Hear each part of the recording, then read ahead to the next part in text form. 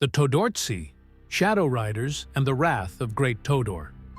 Their true name has been lost to time, not because it never existed, but because people chose to forget it.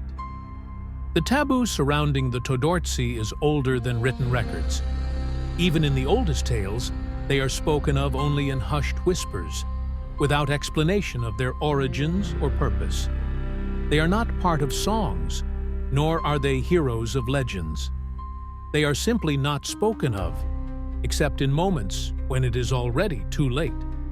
What we know comes from village elders in the East, or the rare accounts of survivors, and there are very few of them. Physical characteristics and behavior.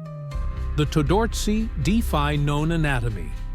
Their torsos grow directly from the backs of their horses, with no visible seams or scars, as if they have always been one being. They have no faces, only a smooth, black surface, like condensed shadow. Their bodies do not reflect light, and in darkness, they are nearly invisible. Perhaps that's the reason survivors always say they heard them, then saw them at last, when it was too late for any kind of reaction. They move silently, except when great Todor, their leader, commands otherwise. Great Todor. They always travel in packs. At the rear of the group, the only one riding a white and lame horse is Great Todor, the Lord of Shadows. He does not speak. He gives no hand signals. Instead, he rattles a long, rusted chain, and the riders respond like a tide, without hesitation, without deviation, like some elite royal guard, trained to mercilessly kill anything standing in its way of endless death march. Methods of attack. The Todorci do not rely on traps, nor do they track by scent. Their choice of targets appears random, yet all known encounters follow one unspoken pattern. They never come for just one person. They always strike in groups, and in extremely rare cases, only one survivor, shaken and incoherent, is left behind. Whether by chance or design, no one knows for certain. Their most infamous methods of attack include the twisted binding. Victims are caught by dark forces, their bodies bound to trees in a horrific display.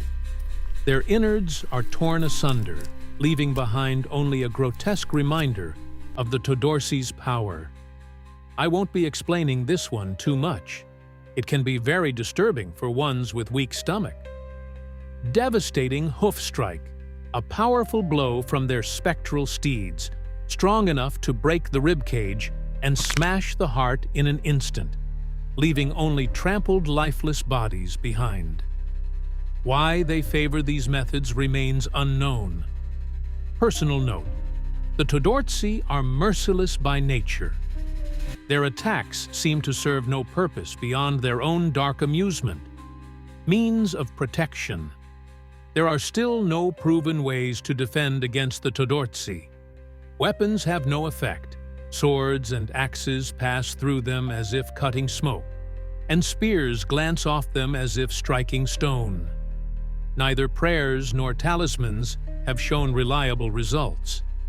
The only thing that, according to all known reports, can stop them is sunlight. The Todorci have never been seen before sundown, nor have they ever been witnessed under the daytime sky. It is important to note that firelight has no effect on them. There are accounts of those who tried to defend themselves with torches, or who remained awake by a bonfire, all in vain. Flames cast shadows, but the Todorci are not shadows. They come through smoke, they pass through fire, and they keep riding forward, no matter the obstacle.